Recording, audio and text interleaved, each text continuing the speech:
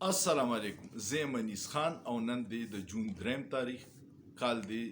2018 یو 15 شپږ غټ خبرې سره شیر کوم څه د بجټ تجاویز چې کوم د زراین روزي اغا یو انکوایري کمیشن ریپورت ولې دباو کړي هندستان د پاکستان خلاف څه کوي خو دا غي نه مخکې درته د وزیرستان د یو ځوان فریاد ویمه هغه وی چې جی الته کې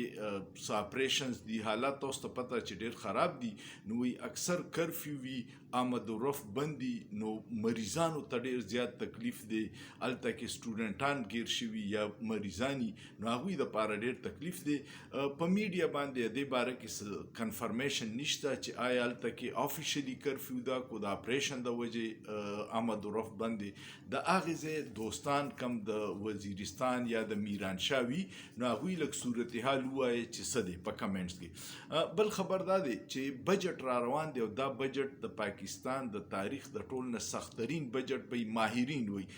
ما څه کتل کسان وی چې زما 50 کال عمر دی بجټ کور کومه خدا بجټ به وي ډیر زیات مشکلی نو دا غي د اوس نه اندازه کیږي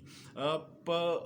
تاسو ته پته ده چې ټول دنیا کې د تیلو د بچت لپاره او د انوایرمنٹ د صفا کولو لپاره هایبرید یا الکتریک گاډي مارکیټ ته راځي او په یورپ او امریکا کې هغه لډیر مرات ورکوي ټیکسونه په معاف کوي سہولتونه ورکوي خلکو له لون ورکوي چې خلک د روایتي گاډونه الکتریک ته یا هایبرید ته ووړي ځکه چې ماحول هم خشي او بل هم کم شي د پټرولیم خو پاکستان کې خو معامله الټه ده په سولر باندې ټیکس سیوا کیږي او اوس چې کم دینو په الکتریک گاډو باندې مخکې 1% ټیکسو نو اوس وی چې هغه په 13% کوي نو دا به یو غټه جټکې زموږ انوایرمنٹ ته او د پټرولیم بل ته خو په دې هر سېکټر کې مافیا ده هغه خپل کمیشنو نه کمولو د پاره د سي پالیسيانې جوړي بل په هایبرید گاډي باندې مخکې ټیکس چې 8% اوس تجویز دی چې هغه 18% کی نو دین اندازو کې چې څه صورتحال دی د یو سېکټر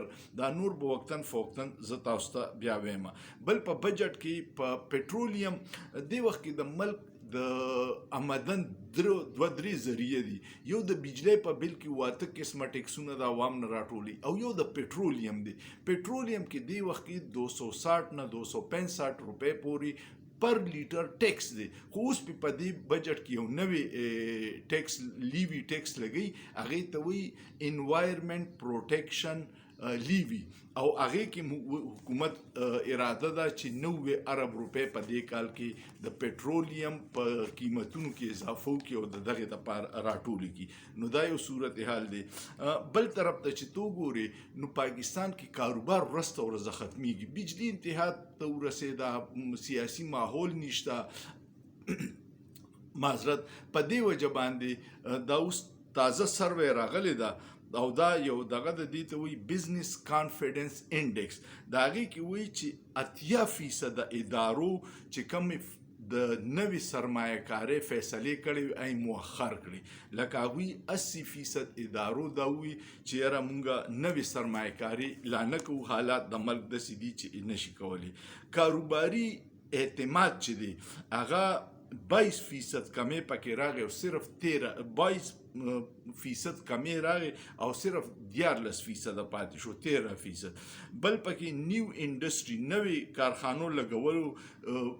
انډیکس چې دی هغه کې لس پوینټه کمی شو صرف 2 پوینټه پاتې شو بل پکې دا دی چې مینوفیکچرینګ چې دی هغه کې 2% کمی راغی او 2 پوینټه کمی راغی هغه هم 14% پاتې شو او د خدمات دا شوبه چې دای کې 20 پوینټ کمی راغی هم 14% پاتې شو نو هر انډیکس چې دی په زوال روان دی ځکه چې کاروبار شته نه او په کم شته کاروبار چې پای دومره ټیکسونه لګي چې هغه د خلکو نه وارو پر خطا کړي د ټول نه اهم خبر پکې دا دی چې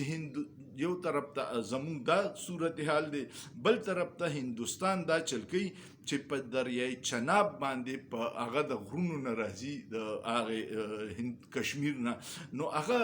د ورلد بانک کې چې کوم سنتاس معاهده د ورلد بانک په ګارانټي شوی پای کې د شپږ دریاګونه چې د کشمیر نه راځي د هندوستان نه پای دریو باندې د اغوی کنټرول به او په دریو به د پاکستان اوس هندوستان خو یک طرفه تور هغه سنتاس معاهده ختمه کړې ده او اغوی اوس دا کوشش کوي چې د 8.7 کیلومتر یو ټنل جوړي په غرونو کې چې د چناب غوبر راتاو کې او بیاسته ورواچو پاکستان ته یو قطره مرانه شي او په دې باندې 10.15 ارب ډالر بلګي مونږ به وی چې کوم دې زمونږ او ببندي کې مونږ به حساب اندکو خو مونږ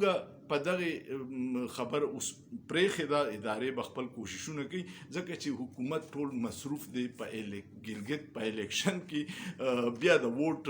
او د عوام د رای باندې منډیټ اچولو یو خبر صحافي دی ثناء الله هغه کړي ثناء الله خان او وی چې نیلم جهلم پروجیکټ کله شروع کېدو د بجلی دا 959 میگاواټ بجلی پروجیکټ او په بیلونو کې به سرچارج نیلم جهلم سرچارج کې 505 ارب روپے جمع شوي هغه چې څنګه شروع شو فوري هغه ناکامه شو بیا چینیانو له د مرمت لپاره په اربونو روپے ورکړي هغه بیا مرمت کو بیا ناکامه شو اوس بند پروت دی د لپاره وزیر اعظم سلور کمیټه جوړ کړې وي او یو کمیشن جوړ کړو ا کمیشن ریپورت چې هغه اوس پورې دباو کړي ځکه چې پای کې د دسه غټه او طاقتور خلکو نمونه راځي چې هغه ته د چالاس نه رسی نو هغه ریپورت هم دباو دي دا ثناء الله صحافي دی هغه کوي ته سوچو کا چې اربونه روپے په دسه پروجیکټ ولګي چې دا غي فیزیبিলিټي کې فرق ای هغه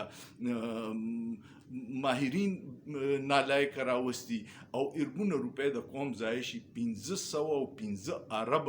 روپے په نیلم جهلم کې ډوبې شوي او ذمہوار څوک دي چې کمیشن کم تعین کړي دا نمونه څوک اغستې نشي امید لرم چې ویډیو به مو خوښ شوي ویډیو کوم خوښ شو کمنټ وکړئ لایک وکړئ شیر وکړئ او خاصو چې په خاصو کې څه ګناه نشته